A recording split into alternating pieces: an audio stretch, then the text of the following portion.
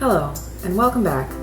I'm your host Danielle, and today we'll be discussing Wicca versus Witchcraft versus other pagan paths. I'll try to make this history lesson as exciting and informative as possible, but with all new adventures, learning the background is a key component to understanding.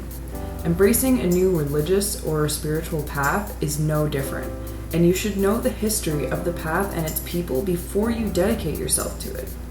So, we'll begin with Wicca. To understand Wicca, we should first understand the origins of many, if not all, Wiccan practices, which are rooted in shamanism. Shamanism has been called the first religion, existing prior to the earliest civilizations. The shamans were wielders of power, healers, magic users, and natural communicators, regardless of being male or female. The shaman powers were discovered through tools of intense pain, fasting, or hallucinogens to create awareness shifts, and it was through these shifts that their magical knowledge was attained. The later shamans began incorporating drum melodies, burning herbs or flowers, and meditation in order to achieve these skills. Most, if not all, religions arose from shamanic beginnings, including Wicca. Wiccans use meditation, sounds, incense, color, warmth, visualization, invocation, and the practice of ritual to achieve the same awareness shifts experienced from peoples before, which brings us to the classification of the religion of Wicca.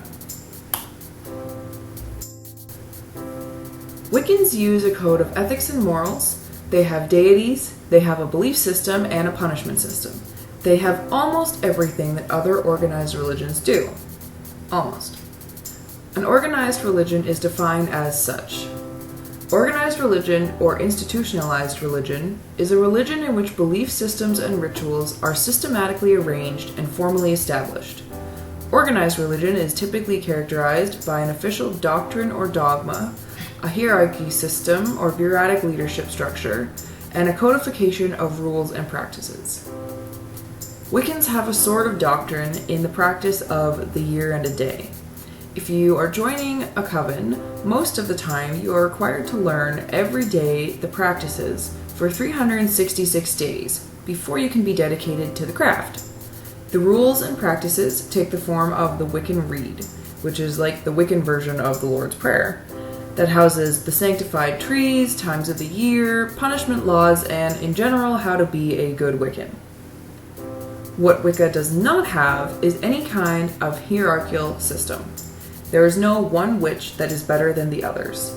Even in covens, where you have a high priest and high priestess that may channel the male and female archetype of the all, those positions can be changed every month and passed to another member so that they may do their part. When it comes to the power they believe in, it is the all, the universe, the power that is in everything. Wiccans believe that deity is in everything, not something far off that cannot be touched or held. It is something that you can feel when walking over the grass in bare feet or the wind in your hair. Wiccans channel the all into the male and female spiritualities, the god and the goddess. They believe in duality and working as a couple, so one sex is not more important or stronger than the other, but they work cohesively to create balance and harmony. They also observe the karmic threefold law, which is what you put into the universe is sent back to you 3 times. So if you do something good, 3 times the good will come back. If you do something bad, 3 times the bad will come back. Which is why if you know a Wiccan, know they will never hex, curse, or even heal without the express permission of the individual the spell is for, lest they incur the threefold law. They like to stay as safe as possible, and no revenge or spell is worth your own health or safety. On the topic of the threefold law, I want to share with you a time when karma came to me practically instantly. When I was 20, I stole the car. Well, technically, I lied about where I was going with the car, but whatever. What I said was, I'm going to pick up a drunk friend and stay the night to make sure she's okay.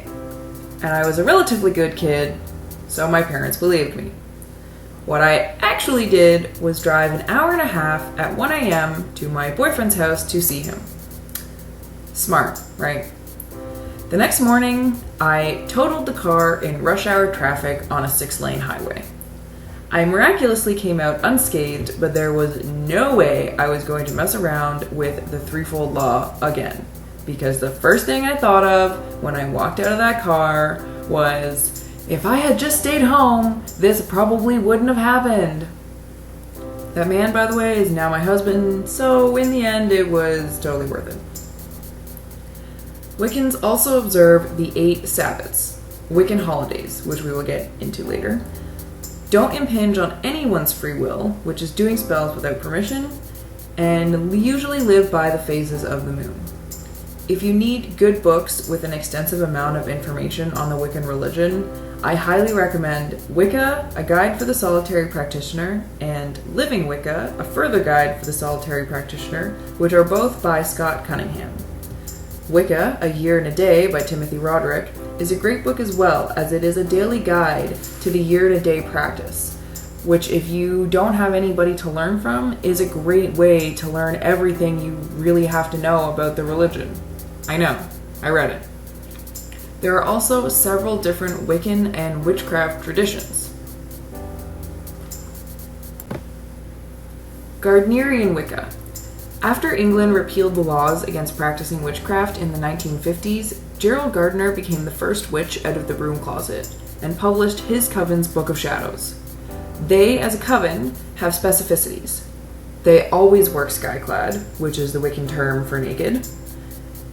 Yes, naked. You can only be initiated into this path by the coven and cannot do so through self-study, and have been known to always keep equal numbers of men and women in the coven. Alexandrian Wicca. Alex Sanders was the founder of this tradition in the 1960s, and has many similarities to Gardnerian Wicca, including being skyclad, but their covens place more emphasis on ceremonial magic.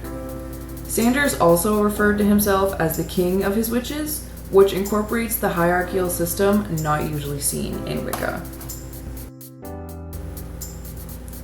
Georgian Wicca. George Patterson was the founder of the Georgian tradition and started it in Bakersfield, California in 1970. He took pointers from Sanders and Gardner, but made it easier to have more say.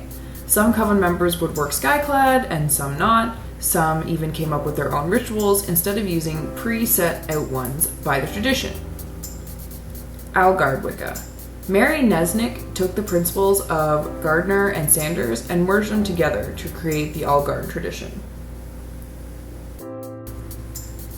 Sayax Wicca. Raymond Buckland, a protege of Gardner, moved to the US in 1962 and taught his master's tradition there. After some time, the traditions of Gardner were no longer sitting well with him, and he came up with his own pathway based on Saxon traditions. Members can work skyclad or robed and could be initiated by the coven or by self-study.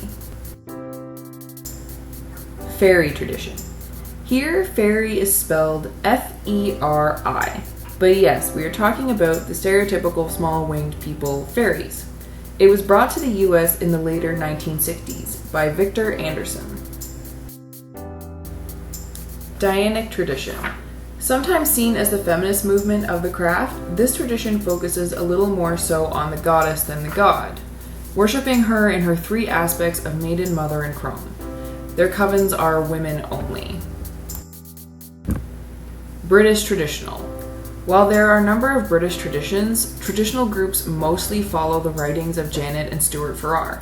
The groups tend to be structured with training for beginners and a mix of Celtic and Gardnerian paths. Celtic Wicca. This group looks at the Celtic and Druidic pantheon of deities and belief system, while incorporating the morals and ethics of Wicca. Northern Way, or Asatru, a tradition based on the Old Norse gods celebrating the 4 fire solar festivals and any Old Norse holidays. Pictish Witch, a solitary Scottish tradition based mostly